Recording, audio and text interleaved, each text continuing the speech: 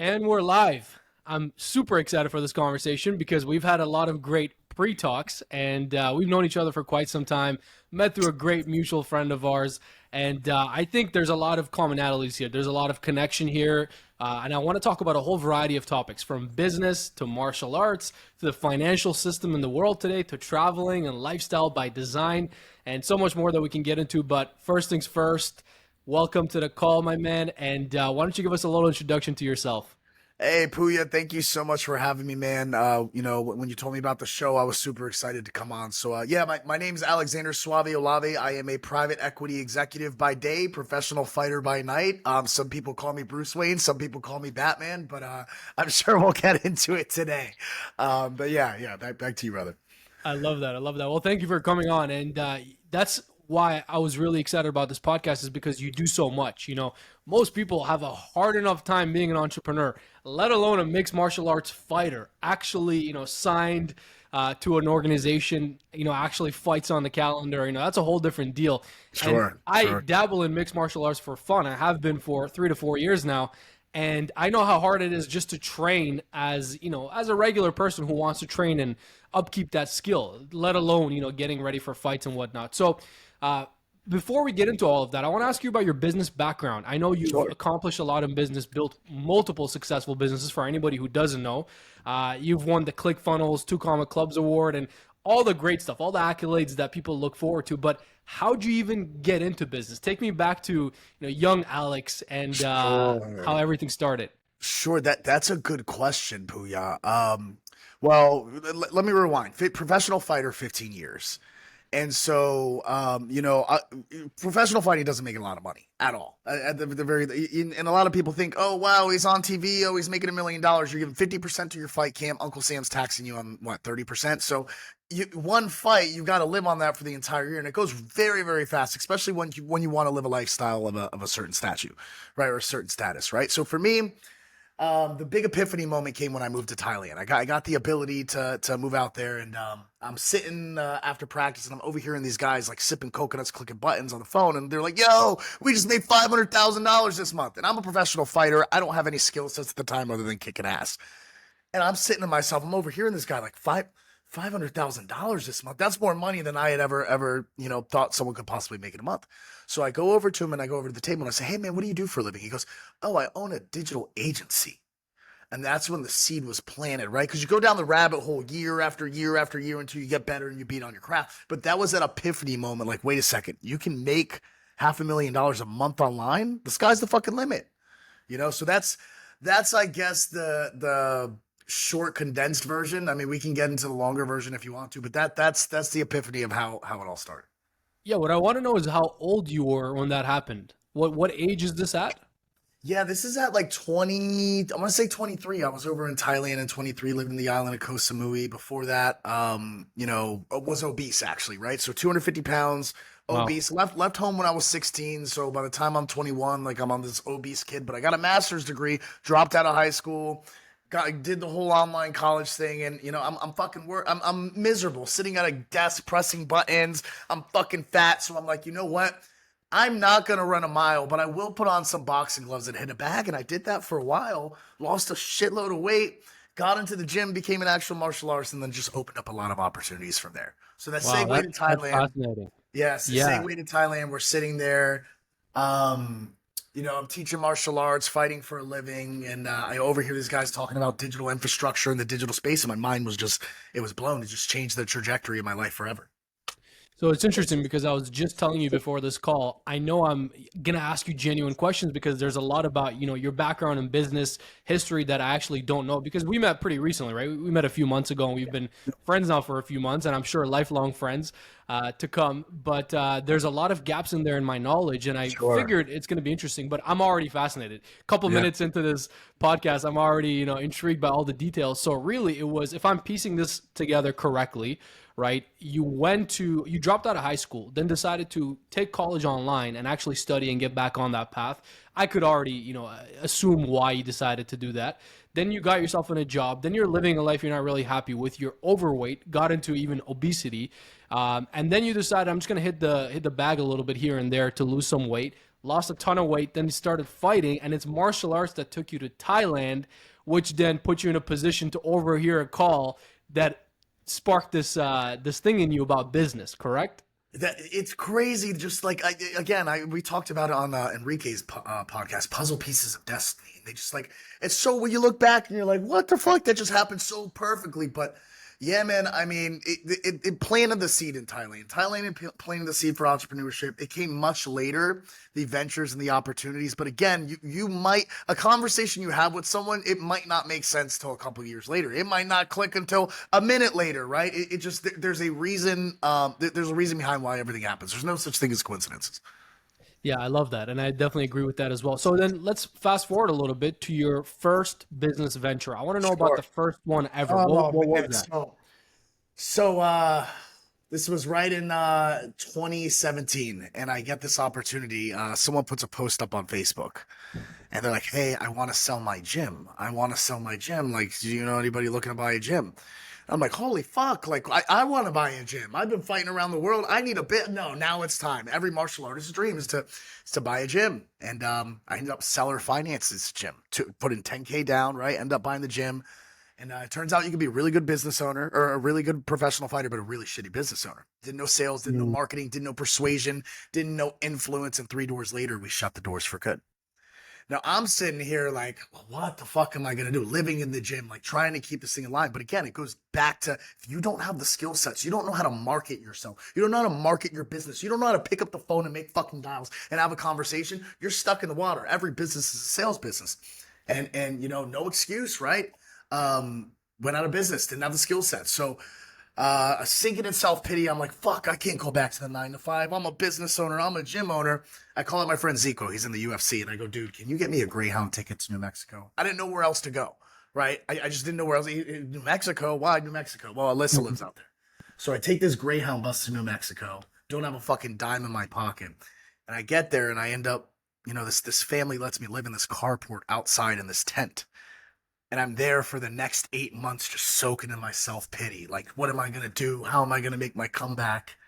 And that's really where the magic happened, was that month 8, something slapped the shit out of me, just reached out of the fucking sky. It was just like, pop! The reason you're in here is because of sales, marketing, persuasion, and influence. And then this other voice is like, yo, go to the library because at least there's AC and you're in the fucking desert and it's like 105 degrees outside. So like just go to the library and at least there's air conditioning, but start reading every book that and reverse engineer your downfall. Mm. And so that is the catalyst to finding, because you've got to be in enough pain to push you outside your comfort zone to get to where you want to go. And that was the fucking defining moment. That was the Yeah, defining moment. so I love that you have a very specific defining moment, but you're talking my language here. You already know sales is what I do best, and that's what I've done for a very long time. So you don't have to sell me on the fact that every business is a sales business, like you said. And I think you just learned that lesson that a lot of entrepreneurs learn, whether too late or too soon. It's better in your case that it was a little, sooner than later. But Sure. without sales, without revenues, you don't have a business. You just have a hobby. Whether you own a gym or you have an online business. Big time, 100%. And, like at the time, it was the worst thing ever. It was like, oh, self-pity. Oh, but it was the greatest thing ever to happen to me. Sure, it was a failure and I was embarrassed. I didn't want to show my fucking face and suck it. But damn, that's the shit that builds you to a man. When you just fall on your fucking face and everyone in the world's Latin, you got to crawl under a rock and figure out how to rebuild yourself. Like, it's got to happen, man. It's got to So, happen.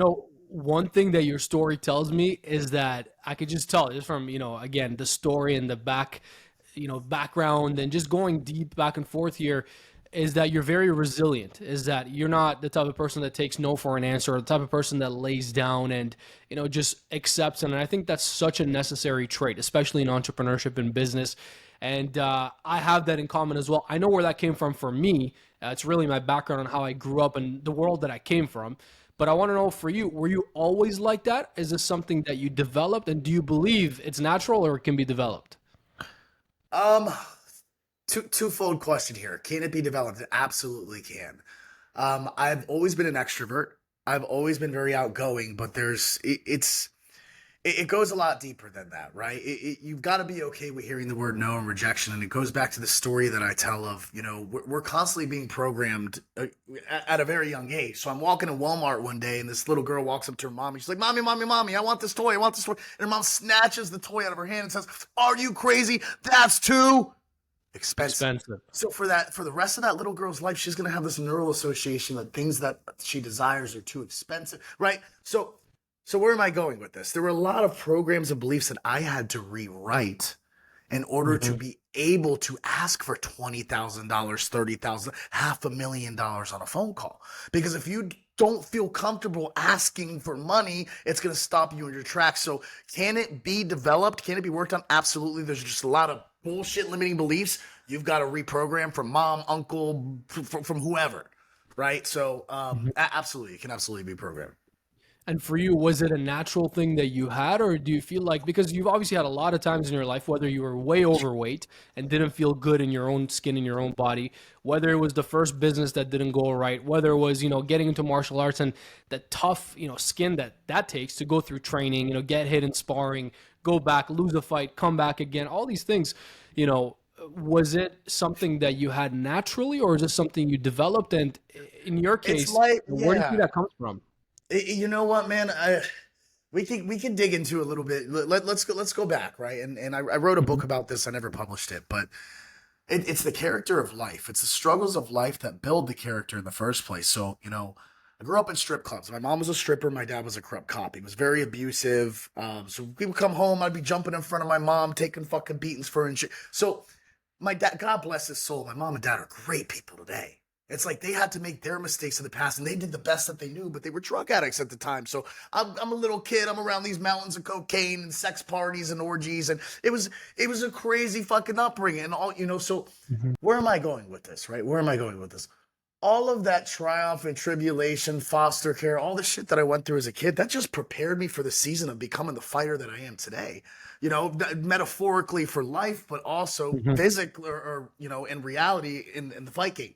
Right. So it's like without those experiences, no way would I be the fighter that I am today. Would I be this resilient? That's why those experiences happen. Grateful for each and every one that happened, because if it didn't, I'd probably be some pussy little bitch who, you get what I'm, stubs his toe and cries. You get what I'm saying? So I'm very, very grateful. They got to happen. Look, and for those of you out there listening, like you may be going through the worst thing in your life right now, but you got to understand that shit's happening to you, as cheesy and as cliche as that happens. And you might not see it because you need that puzzle piece of destiny, but it's happening for you. And I can promise you that. I'm glad I asked that question, because I could have easily skipped over your childhood and all of the craziness that you went through. I knew the reason I was even digging deep and I was asking that question is because I knew for somebody to go through so many ups and downs and come out on top, it has to be something, that challenged them in their childhood, some type of rough upbringing. Again, I can relate to that myself, but I had no idea it was that insane for you, and there was so much going on. So I appreciate you opening up and sharing, man. This is only getting more and more interesting as we talk. No wonder you have so many different layers to your character. I really believe that as well, right? I've said this a million times, and people who listen to this or who have tuned into any of the content are probably sick of hearing it, but that's why I have this behind me. Pressure is a privilege. Yeah. It's my own upbringing. It's also the challenges that I went through. I met my dad for the first time when I was 10 years old. So wow. I grew up in the Middle East in a rough environment, raised by my grandmother, my mom, and my sister, right? Wow. So it was all female-dominant household, feminine-dominant household. And just like you, I had to stand up a lot of scenarios. I had to, fight older guys. And, I remember picking up rocks and just charging at them, without knowing anything. I'm, 6, 7 years old at the time. But I have some very distinct memories and a lot of other stuff that happened in between as well that just created this fire and this drive inside me that I feel like somebody who has a nice and pleasant upbringing just cannot compete with. I don't know if you agree with me on that, but I feel like that fire is such a blessing. It is, man. It is. Again, it goes back to the pressure. Like, you've been under an immense amount of pressure. This is nothing. You've been through it before. Like someone's waking up somewhere with their fucking arm cut off, and this is the biggest problem that we have.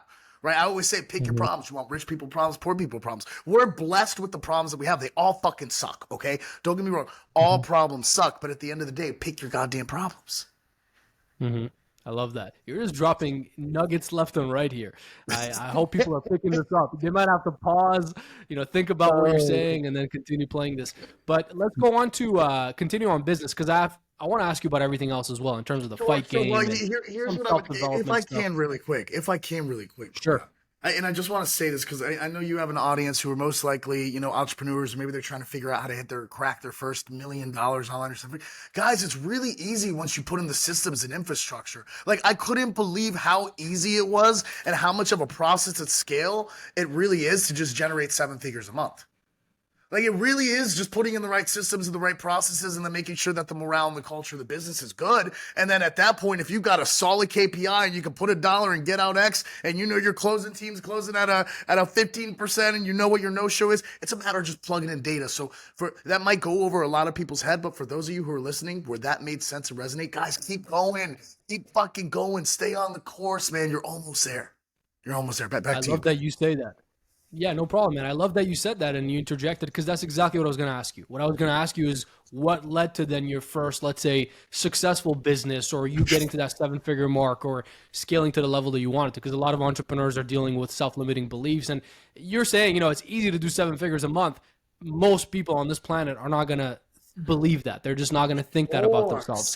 And it's so normal. It's so normal to believe like you can't fathom it until you hit 8 figures a month and you're like, wait, what the fuck? Like, how was it? But then you understand it comes down to a simple mathematical formula. Mathematics is a language of business. So again, it comes down to KPIs. If you understand your key performance indicators, how much it costs to get a booked call, what your show rate is, what your no-show rate is, what your calls per acquisition is, it just becomes a game of mathematics. If you know how much you pay to acquire a client, for us, it's $1,500. We know, like clockwork, for every $1,500 we spend on marketing, we're going to get a $35,000 client. If you have those numbers, guys, it's just a matter of recycling. Don't go out and ball out and buy a fucking Lamborghini. Recycle, throw it back in the business, throw it right back into ads, self-liquidate.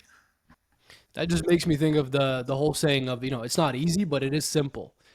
Doing the work and everything else is going to take work, just like anything else. It's not necessarily easy, quote unquote, but it's very simple. And I think you're laying that out perfectly right now. And I love that you dropped some numbers as well, so that people know, your numbers in and out. And I think that's a huge trait of successful entrepreneurs. They know their numbers in and out. And same thing with sales. I've always done my, end of day sales gauges, even when I was a young sales rep in different companies. Even if I wasn't required to, I would always look at my book, discipline, show, and close ratios. Yes, 100%. You know your numbers. You know where you're going. Yeah, 100%. And I think if you don't know those numbers, you can't improve those numbers. So it all comes down to knowing where you're going. So I love that. And then what's the business that led to the 2 Comma Club Award? That was AO Elite. So that was a done for you. That was our first ecom aggregate. So what we did was we built a couple hundred ecom stores, and we're going to do a massive roll up. And so then grow those stores, grow the financials, and then exit them. Right. So it was a take on mergers and acquisitions. Now here's the biggest throwback and the biggest learning lesson. It would have been a hell of a lot easier to just raise capital from 300 people and go amortize that into 5 businesses instead of try and build 300 and have a really high overhead as an agency owner. It just would have been much easier to just take the fund manager route and say 300 people all at, $35,000. Here's a couple $1 million. Go acquire cash flow instead of building that shit from scratch, So that would be my biggest takeaway. But that was the first business that got there. And again, we hit it very, very fast. Once we had our KPI, we were at our first 7 figure. It took us 3 months to hit a 7-figure month from zero. Wow. And it all came down to the money. From 0 to $1 million a month. It all came down to the marketing. Again, back to KPIs. Once you have those assets, and I'll just drop some marketing game for you guys. Here's what we do, right? We test our audiences first. We go still creatives. We'll put it in a dynamic creative. If you don't know what this is, look it up, right? The still creatives go into dynamic. Once we got a really good KPI there, then we'll layer it with the video ads. And then from there, you're just switching creatives. But once you have your ad sets, once you've got your winning creatives, guys, it's all from scale. It's all scale from there. Yeah. So I have to ask you the golden question, because you've been drilling in marketing. What's more important, marketing or sales? They're one without the other. Which one do you want? Legs? Do you want arms? Do you want both? Yeah. I would even say it's like your right leg and left leg, Yeah, it's like you're standing on them both. You can't. It's like saying, do you want to lose a leg? It's both. They're both your legs in your business. So I agree with you. Do you want the Ferrari? Do you want the engine? Which one? Do you want the Ferrari or do you want the engine? Or do you want both? Right, Right? right, exactly. That's Yeah, exactly it. why That's a not? good analogy too. And even like, coming from a sales background, I've been in the sales game for 12 years and I love sales and I've always done sales and I'm far better at sales than I am in marketing, that's for sure. But I can tell you with absolute certainty that if you don't have the right marketing in place, you have nobody to sell to. So your sales skills are pointless. They're Yeah, literally worth nothing because you can't generate anything. But if that's you right. don't know any sales and you have all the marketing in the world, you have a million leads in front of you, but you can't convert for your life, it's also worth nothing. Those million leads will do nothing for you. 100%. Guys, you might fight, you may face this uphill battle. So, recently, I'm not even going to say recently. So it's the last business venture that I started, right? Acquire and exit, where we are today with our private equity portfolio. How I actually resurrected that. I didn't have AO Elite. We had to sell the business, right? But the business was actually upside down at a deficit, right? Because what happened was essentially we were running Amazon back stores. Amazon came out in the space, shut down drop shipping. Now we're in a deficit because we were backing all these client guarantees. So we were like, fuck, we've got to figure out how to recoup on our clients' investment. Took their debt, turned it into equity. That'll probably go over a lot of people's head. But anyways, stay with me here, right? Um, Resurrected the books, blah, blah, blah. Long story short, now I'm starting over. Now I'm starting over after the 7-figure business. Like as fast as it came, as fast as it went. And I'm like, fuck, how am I going to do this? I had to figure out how to make money out of thin air, guys. How do you do it? No leads, no website, no nothing. Oh my God, I've got no money in my pocket. Guys, scrape Facebook group leads. Holy fuck, I can't tell you how many Facebook groups I went into. I scraped the list. There's artificial intelligence tools to do it. All the LinkedIn profiles. Put it in my Go High level. Sent out a mass automate. Yes, it was fucking spammy, but guess what? We got people on the phone. And we picked up the fucking phone and we closed them. And that gave us startup capital to then go pump into marketing. So you gotta do what you gotta do sometimes, guys. Yeah, the leads aren't falling. They're not falling on your fucking calendar. But sometimes you gotta go hunt. Sometimes you gotta go hunt for that shit. I 100% agree with you. I mean, you're talking to a guy who loves hunting and eating what he kills. So I'm definitely with you. I want to simplify this for everybody listening because I think some of the lingo and the terminology might go over their heads, but that's fine. If that goes over your head, that means you're not in that position anyways yet. That means you're not quite there to be investing that much capital into marketing, whatever else. So that's fine. But to simplify the message so everybody can take something away, what I'm getting here is, and I see this with a lot of other entrepreneurs, you're reminding me of one guy specifically that's a good friend of mine, and he's built, at this point, 2 multiple 8-figure businesses. And you guys have this in common. And he always used to say, it doesn't matter what you do. It's just a matter of doing it, just getting started, just trying things, just get creative. He used to say, you got to look out to get out, so you got to raise your head and look out and just look at the next steps to get yourself out of your current position. So what I'm getting from you, man, is with that whole email campaign and getting people on the phones and just high levels of action, high levels of activity is you just get after it. And you're not interested in, necessarily perfection, but you're interested in just getting the results and moving things forward. And that's why you've been able to, go into multiple businesses, one after the other. It's, it's not like, funny that you it's not say that. magic. It's funny that you say that. So to answer, I am now like that, but let's talk right before I press the play button on AO Elite, the first 7-figure business that I created. I actually was not about to press the play button on it. I had a mentor. I actually wrote a book called Press the Fucking Play Button. It's in my, if you go to my Instagram, you click on the link tree, you can download it. But my mentor, he had to sit me down and say, Alex, it doesn't need to be perfect. Just press the fucking play button. What are you doing? Like the funnel doesn't need to be perfect. The ads don't need to be perfect. Just press fucking play. And like, I go back in time and I'm like, man, I was about to stop myself from launching the very first 7-figure business that would become a multi-million-dollar enterprise. Right. So, yeah, it does go back to pressing the fucking play. It doesn't need to be perfect. There's no such thing as perfection. That's a perfect Perfection analogy. means endpoint. Perfection means endpoint. It doesn't exist.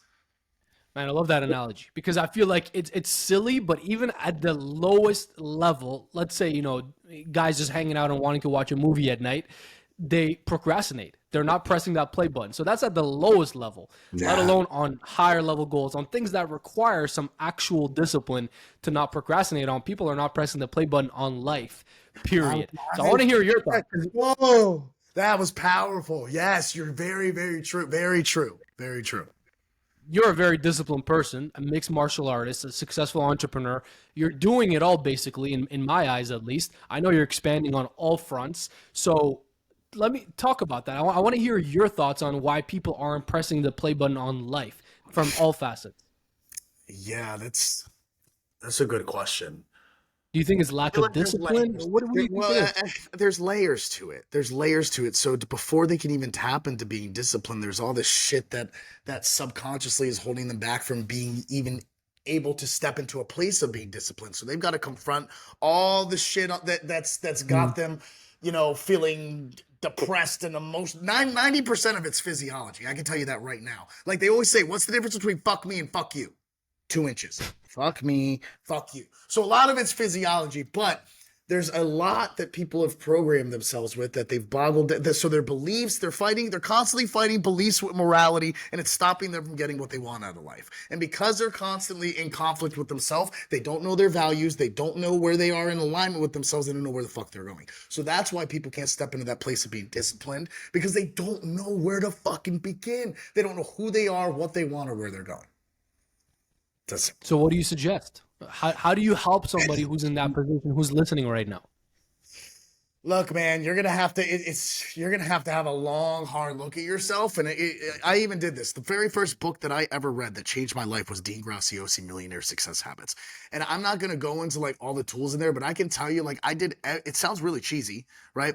But I did every single tool in there to help me prepare and become the motherfucker I am today. So I'll give you the most simple one. Here's the very first thing I did, and it sounds woo. I drew a fucking line down a page, and on one side I put things that I must change in the next 30 days, and on the other side I put things that I must no longer tolerate. And the things that I must no longer tolerate, as soon as I wrote that on the page, I had to commit to myself, and that was the first act of discipline that I ever did on my journey to entrepreneurship. And what I did, sounds woo-woo, is I took it under the full moon and I burnt it. And it was reality, and it was there ever since. So the things that I must change, right? These became your affirmations now.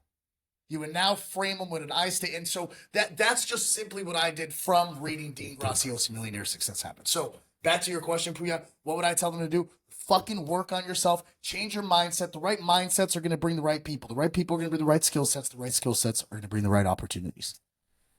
So mindset, the right skill sets, or the right people, the right opportunities. I don't know if I got the order right, but big time. No, big time, right? Change the mindset. The mindset's going to put you around the right people because you're not going to want to hang. It's a process of osmosis. You're the 5 people you become. You change your mindset. It's not going to become attractive that people are talking about, doing X, Y, Z. So now you're going to hang around the right people. Those right people are going to obviously have the skills that you're looking for. And because it's a process of osmosis, you're going to be asking questions. Oh, shit, high ticket sales, media buying, copyright, private equity. Now you're going to go down the rabbit hole. And those skill sets are going to bring the opportunities. It's funny you drew that, and as you were showing that, I was getting flashbacks to my own life because I used to do a pros and cons list when I was younger, and I have to admit, it's been a long time since I've done this, and I feel like maybe I just don't need this at this stage right now, but I do different things nowadays. Obviously, as we grow and evolve, our habits change, our routines change, but I used to do pros and cons lists all the time when I was younger, and I would just do exactly what you did. I would write out very simply. I remember the first time I moved out. I've been living on my own since I was 17 years old, and was independent since then, financially and generally independent. And I've always wanted that independence. So I remember when I was first moving out, I had to write out the pros and cons list and figure everything out. And I just decided there was a lot of cons to moving out on your own at a very young age and not having that financial stability and dropping out of university and all these different things. But on the pros list was 1 or 2 things that mattered way more to me. So when you do the pros and cons list, it's not just which one's longer, which one's shorter. It's how much weight does each side hold. And if this side holds way more weight, I'm going to go with this side. And for me, once I was done the pros and cons, there was no more thinking or, negotiating with myself. It was very easy. The answer is right in front of me on a piece of paper. And I think that's a very powerful practice everybody can use, just putting your thoughts into paper, because thoughts in our heads are these, esoteric things. They're just, what are they? Wavelengths that we don't even know what they are. I don't think science is capable of knowing what they are. Yeah, a lot of our thoughts don't belong to us. In fact, if you look at human beings, we're simply channels, right? So you're thinking a lot, but there's a lot of this ethereal energy that's just floating in the fucking air. And you may think you ever thought something and you're like, where the fuck did that thought come from? No, thoughts, people share this collective field of consciousness. 100%. And then when you take those thoughts and you write them out, now they're actually on paper, they're real, you can see them, and sometimes you can see how silly you are or what's really holding you back, or if your thoughts are along the right path. So I think it's a really important practice. I love that you wrote that out. And then that business, did you end up exiting that, or is that still operational? No, so we ended up exiting that and opening up our private equity firm, and from there just went on a fucking spree and started acquiring left and right. So, um, back to here's where I want to go before I lose my train of thought. Ideas. Sure. Let me stay on this topic here real quick. Ideas. If you guys are Hmm. like, that's a bunch of woo woo, write down my ideas, this, that. Oh, my idea will never be that. What do you think the Wright brothers were saying when they were crafting the fucking airplane and everyone thought that everyone thought they were loony? Like, no, you're gonna make an airplane fly. They must have thought they were doing some sort of like the microchip, the cell phone, the iPhone. Do you think when Steve Jobs was sitting there designing the iPhone that like it all came from an idea, guys? The microchip, the automobile. So who's to say the monster under the bed is real or fake? Who's to say that your ideas are trash and they're not? You guys have to latch on to them because you have to understand that thinking is the most lucrative skill set that there ever will be in the world. Every great entrepreneur should spend 15 hours a week just thinking. That's how profitable it is. And it's coming from billionaires. This is directly from billionaire advice. 15 hours a week, specifically thinking. Anyways, that's where I was. That's interesting. Is that from Jeff Bezos? That is actually from the name should be not disclosed right now, but a good mentor of mine. Good mentor of Okay. mine. Yeah, good mentor. Yeah, no worries. You can tell me offline. Yeah, But yeah, the yeah. only reason I asked that is I've heard that concept only once before, and that was apparently from Jeff Bezos. I mean, I haven't heard it from him directly, so it's all hearsay. But Yeah. supposedly, his quote unquote morning routine is just waking up and laying in bed for an extra hour, so just thinking, just processing out the problems and thinking about the business, and then getting up and starting his day. So I've heard that once before, and I'm hearing it from you here for the second time. So that was very interesting. It's the most lucrative thing I've done. I wake up in the morning. I say, yeah, granted, I've got a gorgeous penthouse, but the inspiration from the environment, I'm just thinking. That's all I'm doing is thinking. How can I make this better? What can I do? What problems do we have? What fires can I put out? Whose day can I make? What can we do to build them around the culture of the company? If you suppress your thoughts, these ideas aren't just going to flow through you. They're not going to go through you, and they're not going to go to you. So you actually talking about waking up in the morning brought me on to a topic that I wanted to get into. I think it's a perfect segue. In your life of entrepreneurship and also being a mixed martial arts fighter, how important has routine been to you? Because I have my thoughts on this, and I'm really curious whether we're on the same page or not. I'm just really curious about your thoughts and what works for you, because obviously the results are there. So, how important has routine been to you, and do you have a specific routine? Do you currently have a specific routine? Yes, I do. I live and die by my Google Calendar. I live and die by my Google Calendar. So everything down to meal times, down to wake up, read, wake up, gotta run. Like it depends on the day, but I do have my structured routines and I'm living and dying by the calendar. Okay, so we're on the same Saturdays and page. Sundays are Saturdays and Sundays are generally open, right? On my calendar. I usually won't do like a bedtime on Saturday, but most of the 90% of the time I'm in bed by like 8 o'clock. Sorry, ladies, I'm in bed by 8 o'clock on a Saturday, but I yeah, love that. that's I how. love that. So, can you walk me through that? Because I'm curious for myself. This is more of a selfish question because Sure, I sure. love all talks around discipline. I love all talks around routine. I'm very regimented and routine myself. So, I'm really curious. You're sleeping by 8, which is super early. That's Yes. something I tried to do, and I just decided, listen, this is just not me. I have to figure out what works well for me. So, for me, 10 p.m. is early. But what time are you waking up? Sometimes 3 o'clock, man. Sometimes 2 o'clock. Like my body will just naturally, and I'll just have that space to think, and it's just very peaceful because it's almost as if the rest of the world is asleep. But Hmm. also in Because they America, are. 'cause I'm in South Africa, right? Right. They're awake. So it's like now I get to go, I get to check what's going on during the day because we're remote entrepreneurs. We've got teams who work all over the world. It's just dope to be able to wake up and have that time to just do work and optimize and ask yourself the questions you need to. So you're waking up at 2, 3, and then when you wake up, is there a specific thing? Do you have a routine each day? Is it always the same? Is it different? Showers What and works for you? affirmations, man. I'll go straight to the bathroom, take my shower, hot shower, not cold shower, and do any of that shit. Like I'm on a peaceful morning, Really? right? Why is that? Um, I just like to lean into my morning. I just like to Got lean it. into my Okay. morning. I know there's manufactured chaos coming up with practice hitting at 9:45. So it's like Right. that Right. manufactured chaos and being pushed outside my comfort zone. And it's just preference, right? But Right. I know I'm gonna manufacture chaos, and when I walk in that gym, I'm getting my ass whooped for the day, or I'm probably gonna have to take an ice bath later that day. So I coax my mornings in because I'm making my day so hard, but by design. Got it. So you don't want that rude awakening first thing with a cold shower, I don't like because you like know the then hard stuff is coming. that the hard stuff is like like I'm just transitioning. I like my transition. I like my transition. Deep Got thoughts it. are there. Like I just want to channel into that first hour of lucidity where you're transitioning out Mhm. of sleep state. I think is very very important. Even John Lennon said it best. When he was in states of lucidity, that's when he found his best work came. And so I always took Mhm. that same approach from John Lennon. It was like, okay, those transition states from sleep world to conscious world, what are you thinking? What are you feeling? And I come up with some deep shit. I mean, this is what I wrote down, and I always write it down in between. This is what, and again, we're men, right? My mind isn't 100% on business. It's women, business, fighting, money, muscles, game.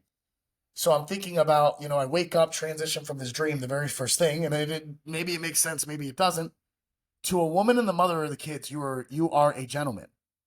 You are a man as they seek as their rock, not the playboy that means to make her laugh and drive her excitement, but the man that provides for her and your kids respectfully, romantically, to lead by example. The playboy is an attraction method designed to attract the baddies. Use this facade to bring in the mate and the mother of your children. But before doing that, get your shit in order. Travel the world for 6 years. Once that's done, go have kids. Biology always wins over morality. And that's what's right when I wake up. Just deep fucking thoughts like that. And then I sit there and I meditate on that. Like what does Mhm. that mean? Why did I think that? Well, where's that coming from? And so that's generally how I start my mornings.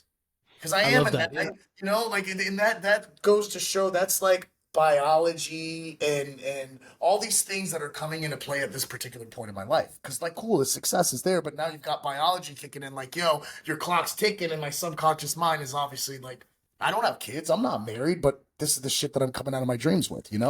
So Yeah. I think I also biology. think that it's important that you're producing instead of consuming first things first. Most people wake up and check their phones and read the news and they're consuming all kinds. The floodgates are open. You don't know what you're going to consume when you look at the news, right? Right, It's all right. disaster and challenges and negativity being, put into your brain, but you're waking up and you're producing instead of consuming. You're pulling out your own thoughts, you're pondering, you're thinking. And I Yes. love that there's a strategic approach to it. You're giving yourself advice, travel for 6 years, then get married, then have kids. It's almost like the vision is there. And one thing I was talking about to one of my good friends recently actually was about this concept that you want to have long-term vision, just like you said, 6 years, travel, kids, all that, but short-term goals. Because I believe long-term vision is good. You know where you're going, but short-term goals drive you today. They put the fire under you today. If I have a goal over the next decade, I could hang out today and relax because I got a decade to make it happen. If I got a goal this month, I better get going today because it Yeah. matters, right? Thoughts Exactly. on that? No, man, you're fucking you're not guaranteed, man. No one's guaranteed the next day, right? My grandmother just passed, God bless her soul, but you Oh, know, sorry to hear that. sitting there I was just sitting there thinking as I was looking at her on the phone because I'm in South Africa, she's in Jersey, and my mom called me. She's like, "Yo, this is the last time you're gonna see your grandmother," and I'm like, it's crazy because this woman just spent her entire life. She blinked and now it's over. She Mm. blinked and now it's over. And as I sit there and I'm looking at my grandmother and how lifeless she looks, I'm like, man, that's me one day. So you might as well take advantage of every fucking second you have right now because you're gonna blink and that shit's gonna be over. Over. Man, you just gave me chills because that's so relatable for me too. I have one out of my four grandparents still alive, and just it's when you think about because again they raised me right, so I feel like when I lost my grandmother on my mom's side, especially because she raised me, it was a really deep one, and it made me think. And my grandfather on my dad's side as well, because he was in the army for 35 years and was a real example of discipline for me, and was up at 4 or 5 a.m. every day, and I would hear stories about him. And just losing people that are really dear and near to you, it makes you realize. So again, I'm sorry to hear about your grandmother as well. My condolences, and I'm glad you're taking away the lessons and applying that in a positive way, man. That's awesome. But thank you for sharing the routines on this train of thought. And again, I'm so happy to be in the company of somebody just like myself, because I talk about waking up at 4 a.m. all the time. and people look at me like I'm crazy. The worst and my biggest pet peeve is people who tell me about sleep. You know that's not good for you, right? And I always tell them, you know what's not good for you is living a terrible life, not pursuing your potential. That's not good for you. Forget about sleep. And yes, I've read it all. Do you find yourself you have the most energy in the morning? Do you find that you have the 100%. most energy of your day in the morning? That's when I'm the most cognitively sharp. I'm like, fuck, Yeah. I'm ready to go attack the world. I'm like, who's fucking getting it? Who's ready to get it? Right? I'm just on fucking fire. I don't know. I can't imagine living any other way, bro. It's funny you say that because you're in South Africa, so it's 2:30 p.m. or so, 3 p.m. or so your time right now, and your energy is through the roof. If you have any more energy than this in the morning, I'd be scared to face you in the morning. Yeah, man. Yeah, no, it's nuts. I don't know what our good friend Enrique is dealing with them in the mornings, but good luck to him. You know what? Truth be told, like if he's sleeping when I wake up, it might be 3, 4 a.m. I'll walk in there with my guitar and I'll be like, "Wake up, you little bitch! There's work to get done." Like, you know what? But like, it's all fun. It's good fun, man. We're just busting. I think everybody needs an Alex in their lives. You know, a good friend to kick the door down at 4 a.m. and say, "Let's go. We got to get after it." You know, okay, so let's accountable. You know, we hold each other accountable. No, of course. Of course. No, I love that. I think it's one of the best duos I've seen in a long time.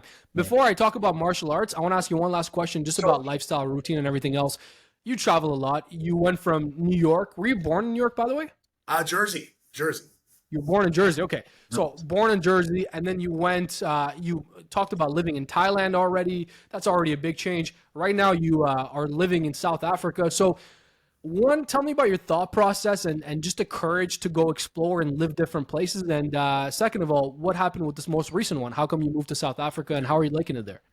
Yeah. So twofold question there. So I've always felt this intuition. When people tell you don't do some things, that's you breaking out of the confines of reality. And the reason that it's so uncomfortable for them is because gravity's starting to pull you in the other direction. And that to me has always been, and now I get it as a puzzle piece of destiny. It didn't make sense back in the day. But now for me, that was the most common denominator of all the situations. The shit that people told me not to do ended up being the best experiences of my life. Don't go to Thailand. You'll never be a professional fighter. You can't do it. You'll never be a successful business owner. You can't do it. You'll never go to Thailand. You can't. And everything everyone told me that I couldn't do, it was almost it was like an arrow. A fucking golden arrow from the universe, God, Juju. Go. Do it. Do it. Do it. So that's very weird. It's like it's coming from my higher self, but that's what gave me the balls to go do. I didn't know. The unknown was there. Sure, it was scary. I didn't know what the fuck I was going to do at times. But my God, am I glad that I just took the leap. So this time coming out to South Africa, it was like nothing. It was like, dude, you got a new place. You've never been there. Like, what came to my mind? Here's what came to my mind, Pouya. 90-Day Billionaire. You ever seen Undercover Billionaire? How they take I haven't seen it, but I know of it.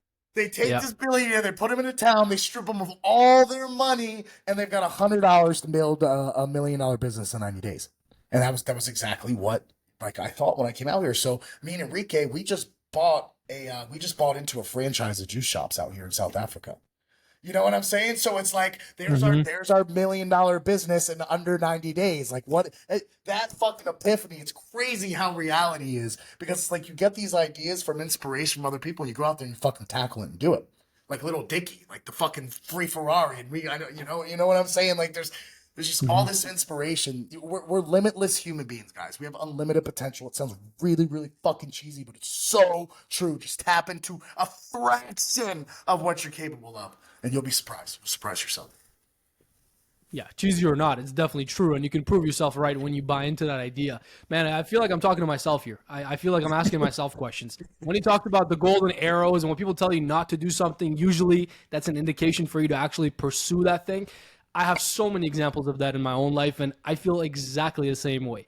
I'm the type of stubborn individual, just my whole life I've been like this, that you don't want to tell me not to do something, because that almost guarantees I'm going to go do it, right? So I just love that you said that, and yeah, you guys got there, and it seems like you guys both have this, and I'll have Enrique on as well, and we'll talk to him on the podcast, and people will hear his perspective too, but it seems like you both are at that stage where you just are ready to make bigger moves and are ready to double down on your beliefs and create that reality. And I love the fact, and I get this impression, and I think it's more than an impression, that you're the type of person that genuinely believes you're controlling your own reality.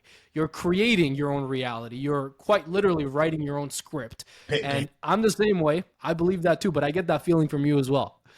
Hey, it's delusion, man. You've got to live in your own delusional reality. No one's gonna live your life and die your death. I may be delusional, but guess what? I'm gonna be a happy, wealthy motherfucker on the way to being delusional. That's it. That's it. I may be goddamn crazy, but that's what got me here to this point. I don't know anybody. Yeah, I want you to imagine 200. You have a little cousin, right? Many of them, yeah. Okay. I want you to imagine your fat little 250-pound cousin who's not an athlete, who's never him walk up to you and be like, "Hey, Pouya, I'm gonna fight on TV in a year. I'm gonna be a professional fighter," and you'd be like, "Yeah, okay, all right, right." So it's like it's you can do anything you put your fucking mind to. It's ridiculous. It's interesting. You know, it feels like from the outside, just looking into your story, it feels like just that one massive thing that you did that massive undertaking of losing all the weight and learning how to fight and becoming an actual fighter kind of set the tone for everything else, because after doing that, nothing else is unrealistic. It set the tone for sure. I mean, as a fighter, saying that you're gonna be a multi-millionaire like that, now that's a fucking jump, but like, it's possible. And again, it goes back to what I said: mindsets, right? The right skill sets, the right opportunities. It was the same exact thing. It was like, fuck, I need to change the things that I'm looking at that's going to bring me to the right people. And it did. It did. The mastermind that changed my life, The Coach's Secrets by Akbar Sheikh. And I met Dan Henry there. I met a lot of great entrepreneurs. And that little circle of entrepreneurs, Dave French, Arn Alleman, Akbar Sheikh, Dan Henry, all just catapulted. Chad Kodiri of Dash Clicks. Just catapulted me to another level. And they didn't have anything directly to do with my success. Just being in the conscious energy of them catapulted me to another level. So it goes to show that you just change your group, it's going to put you in other places. If you do nothing else but change your social circle, shit's going to change for you. Yeah, sometimes you have to see it for yourself to believe it and really allow your mind to expand. And same thing happened for me. When I was 16, 17 years old, I had little side hustles, and all the money that I made, I would invest into business conferences and seminars and getting myself into those rooms. And I didn't have the money to fly, so I would drive. And I remember driving to Florida, to Atlanta, to St. Louis, to Chicago, all over the place for business conferences, seminars, and getting into certain rooms. And I have specific memories of specific entrepreneurs, individuals that, would put their hand on my shoulder and say, "Listen, man, you're a young kid. If I've done it, you can definitely do it. You're way sharper than I ever was," and things like that. And that stuck with me, and that just expanded my reality more and more and more. And then it became as real as it gets. So those influences, those circles, those networks are extremely important. But for the sake of time, I want to go on to mixed martial arts. So we talked about how that was such a pivotal part of your journey in your life. And that brings us to today. You just recently got signed to EFC, which is a professional mixed martial arts organization, correct? Yes, 6-fight deal with EFC. They're one of the biggest promotions out here in Africa. Africa's a big fucking continent, so we're excited about that to represent America representing, man. America representing.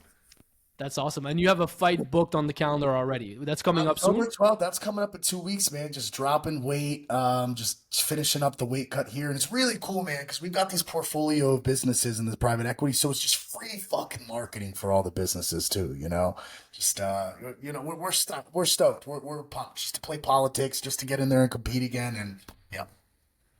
No, I love that. And I know just from afar, again, I've always been a fan of martial arts. I've always followed the big leagues, the UFCs and Bellators and PFLs and all of that.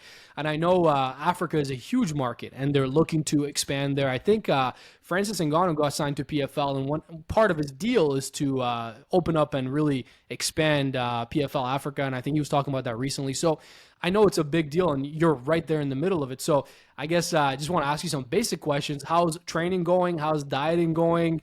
What do you see and predictions for this fight? Because I'll be watching it for sure. Now that I know you, I want to tune in. Training's been going good. One of the things that it's been an uphill battle, because for the last 6 years, from being homeless in that tent to where I am today, it's been an emotional journey, because my last fight was 6 years ago. Right after that, I ended up going homeless. And so ended up getting into the gym and then getting homeless. So it's been an emotional 6 years. So I've been behind a desk for a lot of those 6 years, just recrafting my identity, recrafting who's Alexander outside the fight game. right? And so I've built this character who understands how to play chess. If you look at martial arts is chess. Who understands how to play chess at such a high level from the business perspective to the so we're taking all these cumulative experiences, combining them together to show up and be the warrior that we are, right? So how's training going? Long story short, training's going fucking incredible. We're getting our ass kicked every day. Cardio's good, but we're fighting that uphill battle of 6 years behind a desk, you know? But we're Yeah. good, man. We're young. We're still fucking strong. We're kicking it. We'll make weight. And yeah. Listen, man, with your mindset, I have no doubt that you can go and accomplish yet another big feat, and I have no doubt you're going to do exactly the way you want it to go and exactly what you want to do. Predictions for this fight, in case anybody wants to bet. Actually, you know what? In World Sports Betting, actually, if you guys use code Suave, you can go win some money. World Sports Betting. Bet on your boy, Okay, right? Prediction. of I'm gonna say course. second round KO. Yeah. Second round KO. First round, go out there. You know, not rush. Just let the shots come to me. Second round, you know, just what we'll fold and pick them apart. Got it. Okay, you heard it here first. Second round KO. If anybody's putting that money on, and you better not be betting against them. Listen, man, even if you were fighting freaking whoever you want to name in the UFC, I'd still be betting on you. So, knowing your mindset and knowing what you got going on in here, I think that's half the battle, if not more of it. You know, and then the rest is just doing the work. It's just execution. I love that. So, final, I guess, chapter of this conversation here. We got so much more to talk about, man. You just talked about, being homeless for a period of time. I didn't even ask you about that. There's so much about your story that's multi-layered and we can dig deep into, and I'm sure we'll have you back on over and over again, and we'll do a joint session with Enrique as well. We have a lot more to talk about. You know, I'm not going anywhere, and I know you guys aren't either. So, we'll have a lot more conversations. But just for the sake of today and everybody who wants to tune into your message and what you guys are doing, and especially in the financial space, tell me a bit about the equity group, what all of that looks like, maybe about the financial state of the world and where people are so confused and how you guys are addressing that.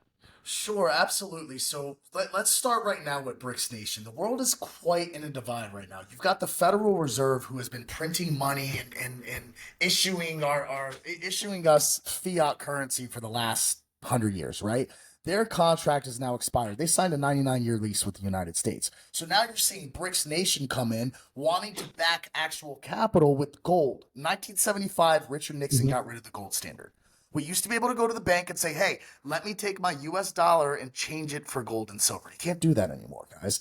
BRICS Nation's trying to bring that back. So you're seeing this divide happen in the world between the World Economic Forum and BRICS Nation. So keeping that in mind, there's a lot of political implications. Look at gas right now. Gas right now in the States is going up. Why? Not because gas is going up, because the American dollar is crashing. There's nothing to back the American dollar. So this is where we come in as a private equity portfolio. We're energy aggregators, right? Right now, the Fed cannot back your capital with anything. For us, we take our investors' capital, we back it with the finest minerals and resources on earth, which is oil and gas. So let me break that down a little bit more. We love collateral, we love leverage. So we'll raise capital, we'll go acquire, right? We'll raise capital, we'll go acquire the oil and gas wells, but we'll use leverage. So we'll raise, let's say, $1 million. We'll take that $1 million to the primary banks. They'll give us 16-to-1 leverage.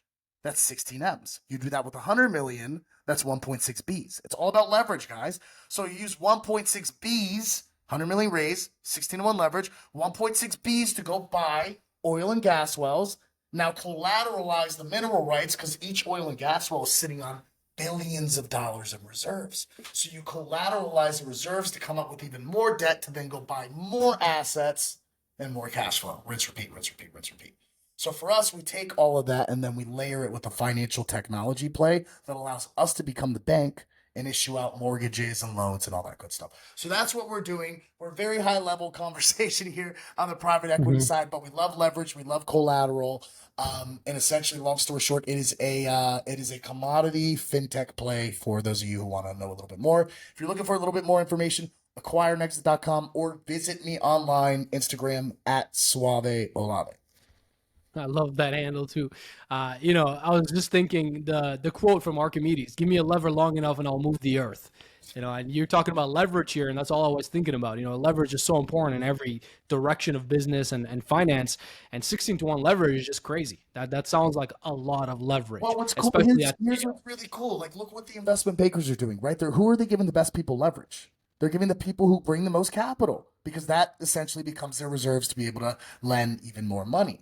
So you've got to have at least a million minimum to play with the primary bankers, but you're going to places like HSBC or Barclays and playing with not the secondary banks, the primary banks. They're going to give you the best leverage. Where should you put $1 million? Take it to your bank and see what kind of leverage you can get on that. Use that million as collateral. Maybe they'll give you 5 to 1. Maybe they'll give you 10 to 1. Right? I just know the banking institutions we work with, it's generally 16 to 10 to 1. Right. So practical takeaways for people watching this. You talked about the BRICS nations and what's going on with the world today, with the dollar collapsing, with gold-backed currencies, all the good stuff. And I'm in tune with this stuff as well. So I'm definitely with you on everything you're saying. It definitely feels like a big time of change. It feels like we're in an important time right now.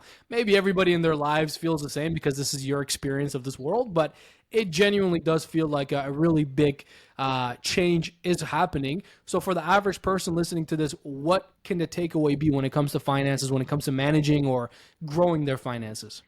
Yeah, here's what I'm going to say, guys. Stop using your own cash. Learn how to leverage other people's money, or learn how to use some kind of leverage to acquire cash flow. I'll give you the easiest play you can make right now. It's not a real estate play, but put your money into Bitcoin. Don't sell your Bitcoin. Let it accumulate with the market. Just borrow against it. So you're never cashing it out. You're just borrowing against it to then go put that capital into more cash, right? If you don't know where to start, you don't really have the money to invest in a Bitcoin, well, you need a fucking skill set.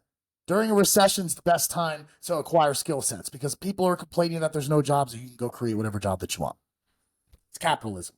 We're not assholes. We're just capitalists. It's that simple.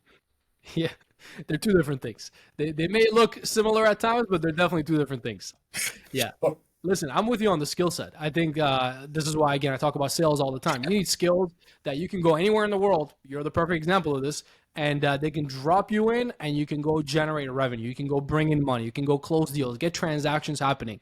Look, guys. I'm gonna close out with this if I can. Right? Everyone sees, like, you see the nice cars, you see the nice houses, and you want it. You think you need the money, but the reality is, I drove a free fucking supercar the other day, an Audi R8 and a Maserati. How did I get it for free? I picked up the fucking phone and I called every exotic supercar place in Cape Town, South Africa, and I said, hey, I'm an EFC fighter. I'm fighting on the card October 12th. Can we get a car for a day and go film, and I'll make you a little video. I'm going to be on TV, 66,000. Guess what? We got a free fucking whip, baby. Little Dicky. Thank you for the inspiration, by the way. Say that money, Little Dicky. Listen to it, right? Closed mouths don't get fed, guys. How do we get the free Ferrari? It started with a thought, and then we took action on the thought. We were talking about thoughts earlier. If I were just sitting there and just thinking and didn't take action on the thought, we wouldn't have gotten a free fucking Maserati. Right? So that's the power of thoughts. That's the power of taking action. That's the power of sales. That's the power of skill sets. Bada bing. That's it. And that's a beautiful way to encapsulate the entire conversation that we've had. But I want to ask you one final question that I finish all these podcasts with. It's something that came from my own background, and it's a question that I really love. Knowing everything you know today from all different experiences in your life and everything that you've gone through, if you could go back to your younger self, what would be the one single piece of advice you'd give yourself? Learn to be stoic early on. Learn to be stoic early on, because life's going to throw a lot of emotional things at you and you're going to freak the fuck out for no reason. Learn to be stoic, kid. Learn to process your emotions, and you're going to be a fucking savage. Just be stoic. Learn to process your emotions better. That's what I would say. Alex, it's been a pleasure, my man. Thank you so much for your time. I know how valuable it is, and I think people have a lot of great takeaways from this conversation, and I'm looking forward to many more podcasts with you. Thank you, Pouya. Appreciate it, man.